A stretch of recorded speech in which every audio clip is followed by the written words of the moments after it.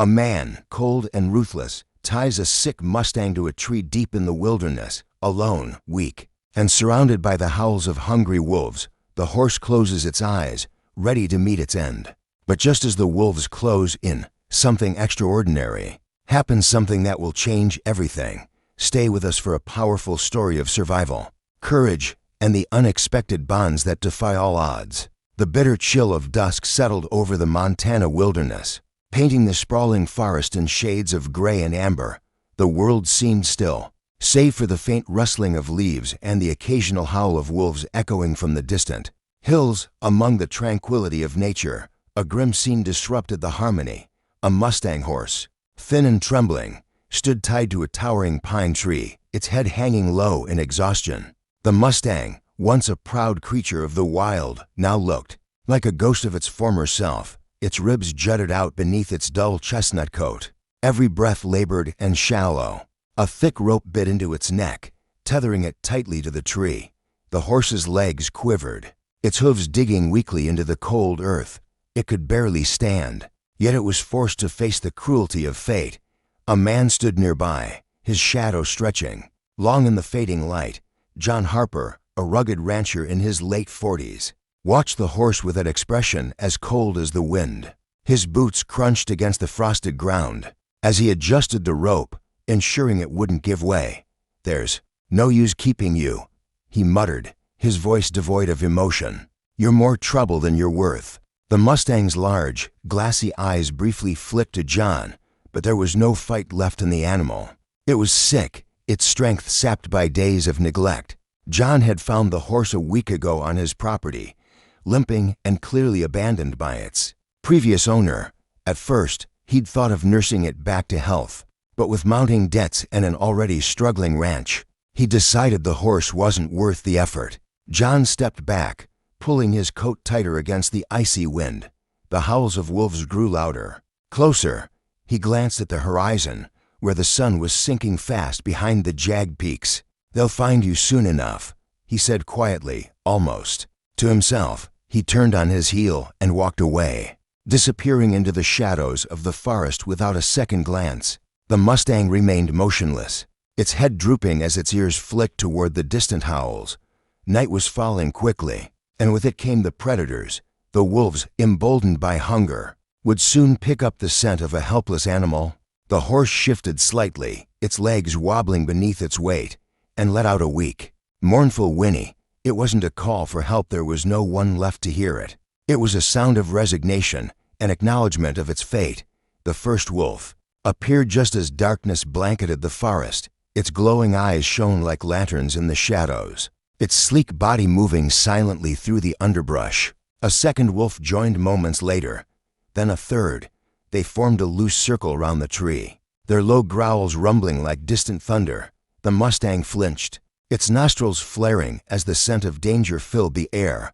One wolf crept closer, its teeth bared in anticipation. It crouched low, ready to lunge, when suddenly a strange sound echoed through the forest, a high-pitched whistle, sharp and piercing, cutting through the tension like a blade. The wolves froze, their ears swiveling toward the source of the sound. The Mustang, too, raised its head slightly, its ears flicking forward for the first time in hours. The whistle came again, followed by a rustling in the trees. A figure emerged from the shadows, carrying a lantern that cast flickering light across the scene. The wolves snarled but hesitated, their eyes darting between the figure and the horse. The man stepped closer, and as he entered the dim light, his features became clear, a weary old hermit with a weathered face and sharp, determined eyes. "Get out of here," the man barked, swinging the lantern in a wide arc. The wolves growled but began to retreat, their instincts telling them this new rival was not to be trifled with. The pack slowly disappeared into the darkness, leaving the Mustang and the man alone beneath the towering pine. The hermit approached the horse cautiously, his eyes narrowing as he took in its condition. "Well, aren't you in a sorry state?" he muttered, pulling a knife from his belt. The Mustang tensed but didn't resist as the man carefully cut the rope binding it to the tree. "Whoever left you here wanted you dead," he said, his voice softening, "but I reckon you've got some fight left in you yet." As the last strand of rope fell away, The Mustang collapsed to the ground, its legs too weak to hold it up. The hermit crouched beside it, placing a hand on its neck. "Easy now," he murmured. "We'll get you out of here." With surprising strength for his weary frame, the hermit fashioned a makeshift sled from fallen branches and hauled the Mustang onto it. The horse didn't protest, its body limp with exhaustion. The hermit hitched the sled to his mule, and together they began the slow trek back to his secluded cabin deep in the forest. The Mustang's eyes fluttered shut as the rhythm of the mule's hooves lulled it into a restless sleep. For the first time in days, the horse wasn't staring death in the face, and though its journey was far from over, it had found something it hadn't expected in the heart of the wilderness: hope. The dawn broke over the forest, spilling golden light across the trees. Light through the dense canopy of trees, the hermit's cabin sat in a small clearing, its rough wooden walls blending almost seamlessly with the natural surroundings. Smoke curled lazily from the chimney, a sign of life in this isolated sanctuary. Inside, the Mustang lay sprawled on a bed of hay in a corner of the cabin, its shallow breaths the only sound in the stillness. The old hermit, whose name was Eli, moved quietly round the room, his weary frame and weathered hands betraying a life spent in solitude, carving out an existence in the unforgiving wilderness. He glanced over at the Mustang, his sharp eyes studying the animal's every twitch and movement. "You're a tough one," he muttered, stirring a pot of herbs and water over the fire. Most wouldn't have made it through the night. Eli had seen his fair share of cruelty in his years, but finding the Mustang tied and abandoned had stirred something in him. He couldn't fathom what kind of man would leave a creature to die like that. As he worked, memories of his younger days surfaced, days when he'd lived in the world beyond the forest, where greed and neglect often overshadowed compassion. He shook the thoughts away and focused on the task at hand. The horse stirred, its ears flicking at the faint crackle of the fire.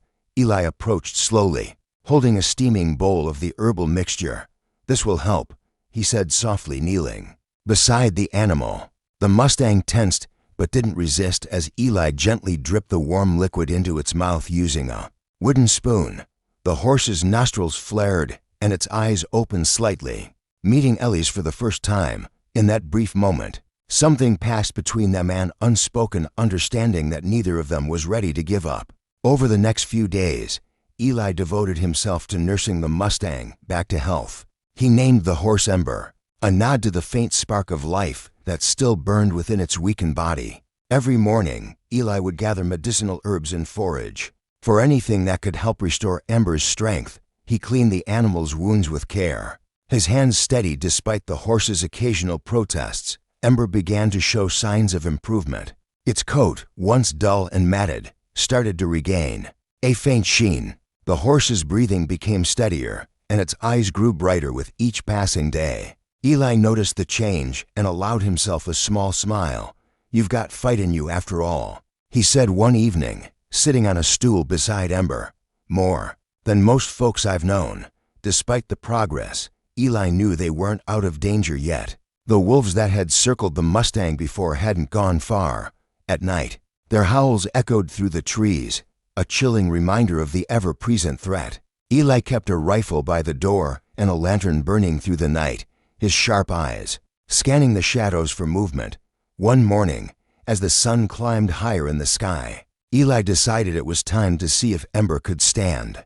He removed the makeshift bandages from the horse's legs and stepped back, his heart pounding. "All right, Ember," he said, his voice firm but gentle.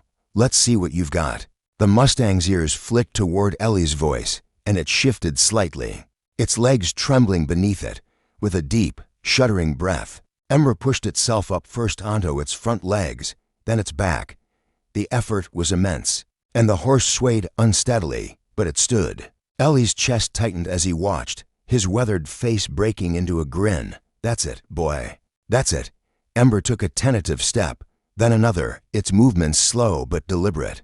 The sight filled Eli with a sense of pride he hadn't felt in years. He reached out a hand, and to his surprise, Ember took another step toward him, its dark eyes locking onto his. For the first time, the Mustang seemed to trust him. Eli spent the following days working with Ember, leading the horse outside to graze in the small clearing around the cabin. the animal grew stronger, its once sluggish movements becoming more fluid and confident. Eli marveled at Ember's resilience, the way it refused to be broken by the cruelty it had endured. But the wolves hadn't forgotten. One night, as Eli sat by the fire, Rusty, his old hound, began to growl low in his throat. Eli grabbed his rifle and stepped outside, his lantern casting flickering light over the clearing. The air was thick with tension, the silence broken only by the occasional rustle of leaves. Ellie's eyes scanned the tree line, and for a moment, he thought he saw a pair of glowing eyes watching from the shadows. Eli tightened his grip on the rifle. "Not tonight," he muttered. "You won't take him tonight." Inside the cabin, Ember stood, near the window, its ears swiveling at every sound. The Mustang's strength had returned, but its spirit's will to fight burned brighter than ever. Whatever lay ahead, Eli knew one thing for certain: Ember wasn't just a survivor. He was a fighter, and together they would face whatever the wilderness had to throw at them. The wind carried a sharp chill through the forest as dawn broke, illuminating the clearing where Ember stood grazing near the cabin. Eli leaned against the cabin's doorway, watching the Mustang with quiet admiration. The horse had come a long way from the frail, defeated creature he'd found tied to that tree. Ember's coat now glistened in the early sunlight, the scars on his legs still visible but healing. His movements were more confident, his head held higher with every passing day. But there was unease in Ellie's chest. The wolves hadn't been seen in days, and their silence only heightened his sense of foreboding. The wilderness was rarely kind, and Eli knew better than to let his guard down. He grabbed his rifle and slung it over his shoulder. Stepping into the clearing, "We need to stretch those legs of yours, boy," he said, his voice breaking the morning stillness. Ember flicked his ears in response, lifting his head from the grass. Eli fashioned a simple lead rope from a length of sturdy twine and approached the Mustang cautiously. Though Ember trusted him more with each passing day, there was still a wildness in the horse's eyes, a reminder of the untamed spirit that had kept him alive. "Easy now," Eli murmured, looping the rope around Ember's neck. The horse snorted softly but didn't pull away. Together, they ventured into the woods, the towering pines casting long shadows over the forest floor, their needles carpeting the ground in a soft green. Blanketem walked beside Eli, his hooves crunching softly against the earth. Eli kept a firm hand on the rope, his eyes scanning the trees for any sign of movement. "This world's got its dangers," he said, more to himself than to Ember, "but you're stronger now. You'll be ready for whatever comes." As they walked deeper into the forest, Ember began to relax, his steps growing more confident. Eli led him to a shallow stream where the horse drank deeply, his muscles rippling beneath his coat. Eli knelt by the water, splashing some on his face. The cold was invigorating, a reminder of the life pulsing through the wilderness. For a moment, it felt as if the world had paused. The forest was quiet, save for the soft babble of the stream and the occasional chirp of birds overhead. Eli watched Ember, a small smile tugging at the corners of his mouth. "You're a fighter," he said. "Always have been." But the peace didn't last. The faintest rustle of leaves reached Ellie's ears, so subtle that most wouldn't have noticed. He froze, his hand instinctively going to the rifle slung over his shoulder. Ember lifted his head, his ears swiveling toward the sound. The forest, so tranquil just moments ago, now felt heavy with tension. Eli stood slowly, his eyes scanning the trees. The rustling grew louder, closer. His grip on the rifle tightened as a low growl echoed through the woods. A pair of glowing eyes emerged from the shadows, followed by another and another. The wolves had returned. The pack emerged into the clearing, their sleek bodies moving silently through the underbrush. Ember snorted, his muscles tensing as he backed closer to Eli. The wolves circled slowly, their eyes locked on the Mustang. Eli raised his rifle, aiming at the largest of the pack.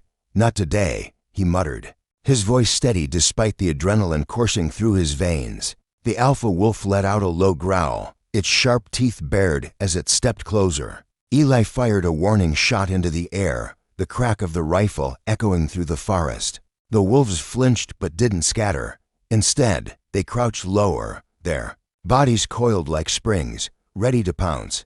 Eli knew he couldn't take them all down. The wolves were too many, their hunger driving them to take risks they wouldn't normally consider. He glanced at Ember, who was now pawing the ground, his nostrils flaring. The Mustang wasn't just scared, he was ready to fight. As the wolves crept closer, Eli made a decision. He dropped the rope and stepped back. "Go, Ember," he shouted. The Mustang hesitated for only a moment before rearing up, his powerful legs striking the air with a defiant cry. He charged at the wolves, his hooves thundering against the ground. The wolves scattered, their snarls turning to yelps as Ember lashed out with his hind legs. The alpha wolf lunged, but Ember dodged with surprising agility, his movements fluid and precise. Eli watched in awe as the horse, once so weak and helpless, fought back with the strength and determination of a true survivor. Within moments, the pack retreated, disappearing into the shadows as quickly as they had appeared. Ember stood in the clearing, his sides heaving and his eyes blazing with triumph. Eli approached cautiously, his heart pounding. "You did it, boy," he said, his voice filled with admiration. "You faced them down," Ember snorted, tossing his head as if to say he'd known all along he could. Eli chuckled, placing a hand on the horse's neck. "You're something else," he said. "Something else entirely." As they made their way back to the cabin, the forest seemed lighter, the shadows less imposing. Eli glanced at Ember, a sense of pride swelling in his chest. The Mustang had proven himself not just a survivor, but a fighter, a creature of strength and spirit that refused to be broken, and Eli knew, as they walked side by side through the wilderness, that they were stronger together than they ever could have been alone. The crisp morning air carried a sense of calm as Eli opened the cabin door. Rays of sunlight filtered through the trees, casting long shadows on the forest floor. Ember grazed peacefully in the clearing, his ears swiveling with every sound. The wolves were gone, and for the first time in weeks, Eli allowed himself to relax. But deep down, a lingering unease gnawed at him. The wilderness had its way of testing even the strongest. Eli stretched his back, his rifle slung across his shoulder. As he prepared for the day's chores, his routine hadn't changed much since taking Ember and gathering firewood, checking his snares, and foraging for herbs.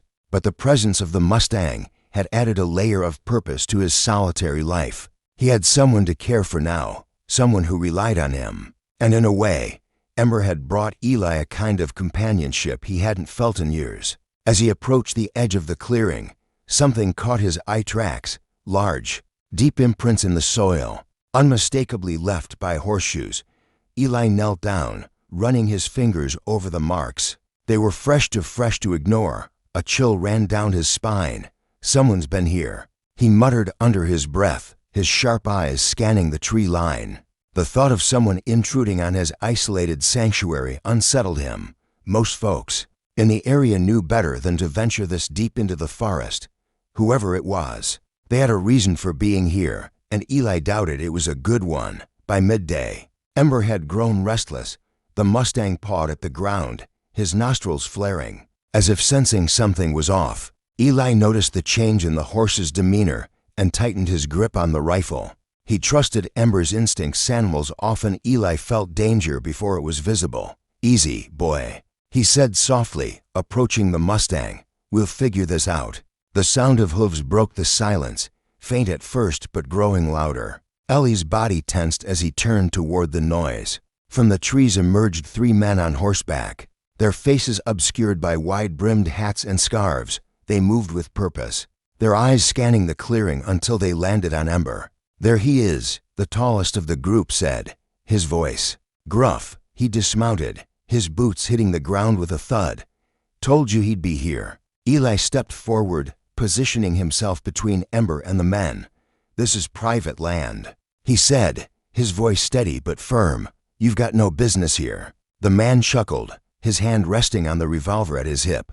"That horse doesn't belong to you, old man. He's ours. Took off during a storm a while back. We've been looking for him ever since." Ellie's jaw tightened. That horse was left for dead, tied to a tree like garbage. Doesn't sound like the kind of care a real owner would give. The man's expression darkened. "Doesn't matter how you found him. He's ours, and we're taking him back." Eli raised the rifle, aiming it squarely at the man's chest. "You're not taking him anywhere." For a moment, the clearing was silent, the tension thick enough to cut with a knife. The other two men shifted uneasily in their saddles, their hands hovering near their own weapons. Ember, sensing the hostility, snorted and took a step closer to Eli, his muscles coiled like a spring ready to release. "You've got guts, I'll give you that," the man said, his tone laced with mockery. "But you're outnumbered. You really think you can stop us?" Ellie's grip on the rifle tightened. "I don't care how many of you there are. That horse isn't going anywhere." The standoff stretched on, neither side willing to back down. Ellie's heart pounded in his chest, but his hands remained steady. He'd faced danger before, wolves, storms, the unforgiving wilderness, but this felt different. These men weren't just a threat to Ember. They were a threat to everything Eli had come to care about. The man raised his hand, signaling to the others. "We'll be back," he said, his voice low and menacing. "And next time, we won't be asking." With that, the men turned their horses and disappeared into the trees, leaving Eli and Ember alone in the clearing. Eli lowered the rifle, his mind racing. Whoever those men were, they weren't going to give up easily, and he had no intention of letting Ember fall back into their hands. That evening, Eli worked tirelessly to fortify the cabin. He reinforced the doors and windows, set traps around the perimeter, and kept the rifle loaded and within reach. Ember stood near the cabin, his eyes scanning the shadows as if keeping watch. The Mustang had become more than just a companion. He was a partner in survival, a living testament to resilience. As the moon rose high above the forest, Eli sat by the fire, his thoughts heavy. The wolves had been a test of strength, but this was different. This was a battle of wills, a fight for what was right. He glanced at Ember, who stood tall and proud. "Despite the scars on his body, we'll face them together," Eli said quietly, "no matter what." The forest was unusually quiet the next morning. Even the birds seemed hesitant to break the silence. As Eli stepped out of the cabin, his rifle resting on his shoulder, Ember stood grazing near the tree line, his ears twitching at every faint rustle. The Mustang's body was relaxed, but his watchful gaze told Eli everything he needed to know. The men would be back, and they wouldn't come alone. Eli had spent most of the night preparing for their return. He had fortified the cabin, set traps around the clearing, and mapped out every potential blind spot. Years of living in the wilderness had taught him how to defend what was his, and he wasn't about to let a group of hired thugs take Ember without a fight. The morning passed slowly, every moment stretched thin with tension. Eli moved through his routine with practiced efficiency, but his mind remained on the previous day's encounter. He replayed the men's words, their threatening tone, the way their eyes had lingered on Ember. They weren't going to stop. They saw the Mustang as property, a tool to be used, and they'd do whatever it took to get him back. By midday, the sound of hooves shattered the stillness. Eli froze, his pulse quickening as he grabbed the rifle and stepped outside. Four men emerged from the tree line, this time each one armed and mounted on powerful horses. The leader, the same tall man from before, wore a cruel smirk as he dismounted. "I told you we'd be back," he said, his voice carrying across the clearing. Eli raised the rifle, his stance unwavering. "I don't take kindly to trespassers." The man chuckled, shaking his head. "You're out of your league, old man. There's 4 of us and 1 of you. Be smart. Hand over the horse, and we'll leave you in one piece." Ember snorted, pawing the ground as if sensing the danger. Eli glanced at the Mustang, his resolve hardening. "This horse isn't yours. You abandoned him, left him to die. That makes him mine now." The leader's smile faded, replaced by a cold, hard stare. "You've got guts, I'll give you that. But guts won't save you." The standoff escalated quickly. One of the men drew his pistol, but before he could aim, Eli fired a warning shot into the air. The sharp crack of the rifle echoed through the clearing, startling the horses and sending a flock of birds flying from the trees. "Next one won't miss," Eli said, his voice low and steady. The leader held up a hand, signaling his men to hold back. "You think you can take all of us?" he asked, his tone mocking. "You're just one man." Eli smirked. "One man who knows these woods better than you ever will," as if on cue.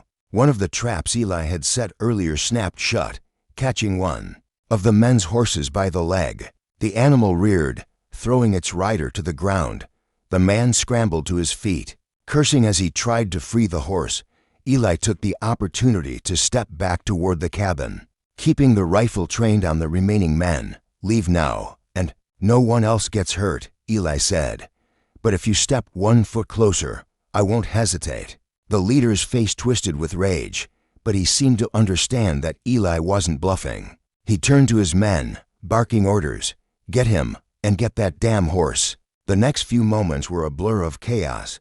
One of the men charged toward Ember, a lasso in hand. But the Mustang reared up, his powerful hooves striking the air. Eli fired another shot, this time grazing the man's shoulder. The attacker fell back, clutching his arm as his horse bolted into the trees. Ember, fueled by instinct and fear, lunged forward, breaking free of the rope tethering him to the clearing. He charged at one of the remaining men, his hooves striking the ground with thunderous force. The man panicked, his horse stumbling as he tried to retreat.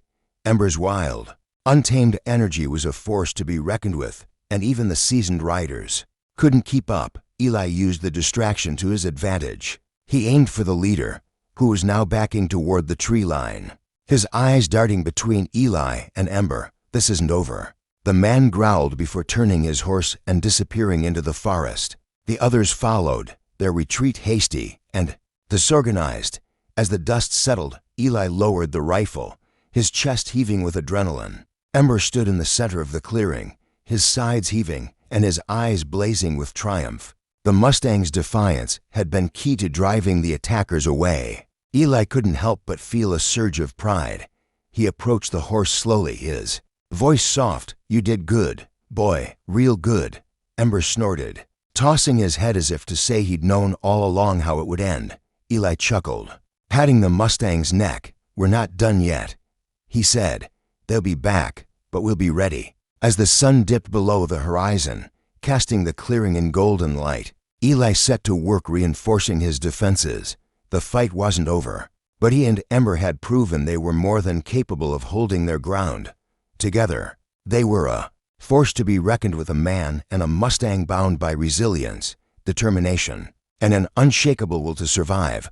The forest grew darker as the sun dipped behind the horizon, casting long shadows across the clearing. Eli paced near the cabin, his rifle in hand, his mind racing with thoughts of the men who had fled earlier.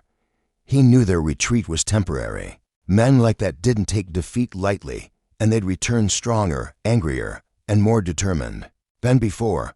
Ember stood nearby, his ears swiveling toward every faint noise. The Mustang's powerful frame was taut with tension, his instinct sharper than ever. He had faced wolves, illness, and cruelty, and now he stood as a defiant protector of the life he had reclaimed. Eli looked at the horse and felt a surge of pride. Whatever came next, they would face it together. Eli spent the remaining daylight preparing for what he knew would be the final confrontation. He reset the traps around the perimeter, sharpened the blades of his knives, and ensured every bullet in his rifle was accounted for. His old hound, Rusty, trotted at his heels, his graying muzzle a reminder of the years they had shared in solitude. Tonight, the cabin wouldn't just be a shelter, it would be a fortress. As darkness fully descended, the forest came alive with sound, the distant hoot of an owl, the rustle of leaves in the wind, and the faint crunch of footsteps. Too faint for most to notice, but not for Eli. He froze, his eyes narrowing as he turned toward the tree line. They were here. The first sign of their approach was the glint of lantern light filtering through the trees. Four riders emerged from the shadows, their horses moving in a tight formation. This time, they weren't playing games. The leader, his wide-brimmed hat casting a shadow over his face, dismounted with purpose. He carried a shotgun, its polished barrel gleaming in the moonlight. "We're not leaving without the horse," the man called out, his voice cutting through the stillness. "You've got one last chance to hand him over." Eli stepped out from the cabin, his rifle raised. "I don't think you understand," he replied, his voice calm but firm. "This horse isn't going anywhere. Not with you." The man smirked, his grip tightening on the shotgun. "You're a stubborn old fool, but stubbornness won't save you. The air grew heavy with tension as the men spread out, their weapons drawn. Ellie's heart pounded, but his hands remained steady. He had faced danger before, wild animals, brutal storms, the unforgiving wilderness, but this felt different. This was a test of his resolve, a fight for what he believed in. "Rusty," Eli said quietly, glancing at the hound. The dog's ears perked up, and he darted into the shadows, disappearing from view. Eli knew Rusty would take up a position near the traps, ready to create a distraction if needed. The first shot rang out, shattering the silence. One of the men fired into the air, a warning meant to intimidate, but Eli didn't flinch. He took aim and fired back, the crack of his rifle echoing through the clearing. The bullet struck the ground near one of the men's horses, causing the animal to rear and throw its rider. Chaos erupted. Ember, sensing the danger, reared up, his powerful legs striking the air. One of the men tried to lasso the Mustang, but Ember lunged forward, breaking free of the rope. The horse charged toward the attackers, his hooves thundering against the ground. Eli fired another shot, this one grazing the shoulder of the leader. The man cursed, stumbling back as blood stained his shirt. The remaining riders hesitated, their confidence shaken by Ember's ferocity and Ellie's precision. But the leader wasn't ready to give up. "Take him down," he shouted, his voice filled with rage. Eli retreated toward the cabin, using the structure as cover. He fired another shot, this one striking the leg of a man attempting to flank him. The attacker cried out, falling to the ground as his horse bolted into the forest. Rusty emerged from the shadows, barking fiercely as he darted toward the men, drawing their attention away from Eli. Ember's wild energy was the turning point. The Mustang charged at the leader, his hooves striking with terrifying force. The man raised his shotgun, but before he could fire, Ember reared up and knocked the weapon from his hands. The leader stumbled, his eyes wide with fear as the Mustang stood over him, a living embodiment of the untamed wilderness. "Call them off," Eli shouted, his rifle trained on the remaining attackers, "or you won't walk out of here." The leader hesitated, his gaze shifting between Eli and Ember. Finally, he raised his hands in surrender. "Fall back," he yelled to his men. "It's not worth it."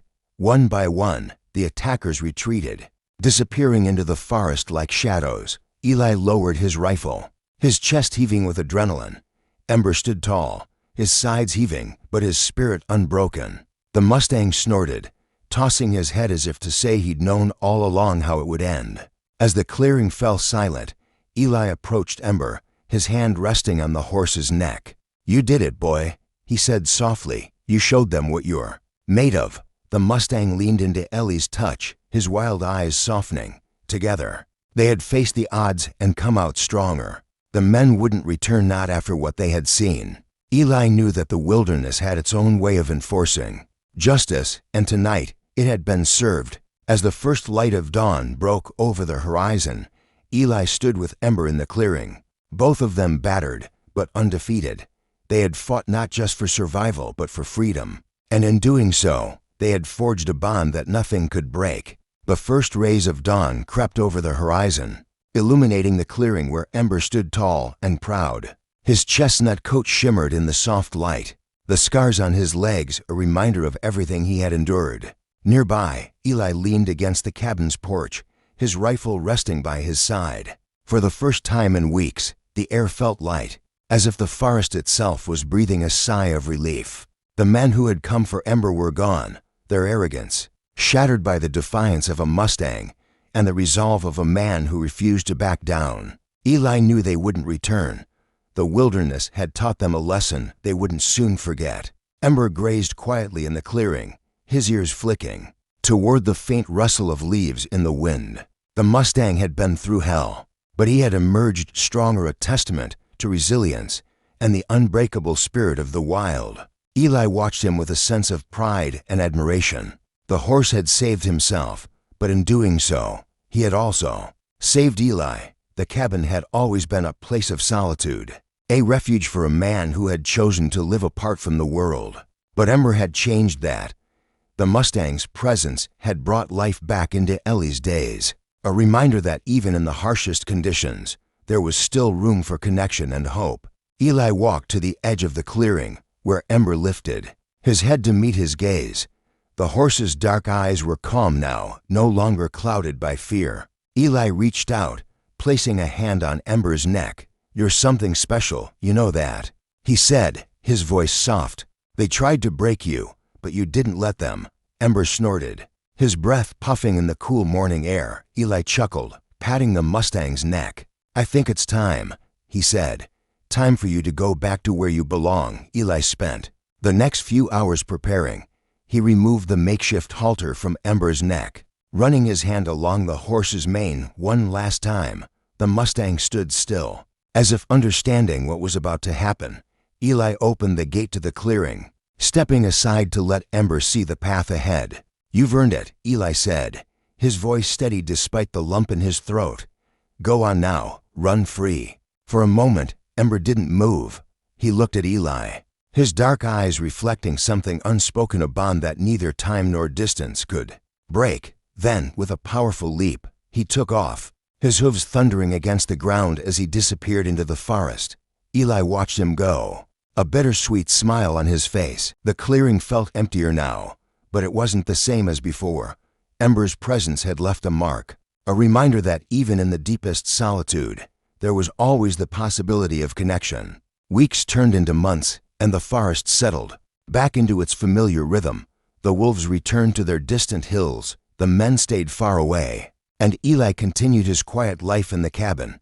But every so often, as he walked through the woods or sat on the porch, he would catch a glimpse of a chestnut figure moving through the trees. Ember was out there, free and wild, just as he was meant to be. And though he no longer lived in the clearing, Eli felt his presence as surely as if he were standing beside him. The wilderness had a way of testing those who called it home, but it also had a way of rewarding those who stood firm. For Eli and Ember, their story wasn't just one of survival, it was a testament to the power of resilience, trust, and the unbreakable bond between a man and the wild. As the sun dipped below the horizon, casting the forest in a warm golden glow, Eli leaned back in his chair, his eyes scanning the tree line. Somewhere out there, Ember was running free, a symbol of everything the wilderness stood for: strength, freedom, and the enduring spirit of life.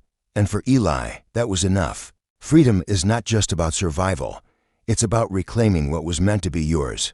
This is the story of Ember, a Mustang who defied all odds, proving that courage and resilience can overcome even the cruelest of trials. If this story moved you, don't forget to like the video, subscribe to the channel, and share it with someone who loves inspiring stories of strength and connection. Together, we can spread a message of hope, compassion, and the unbreakable bond between humans and animals. Let's make sure no life is ever left behind.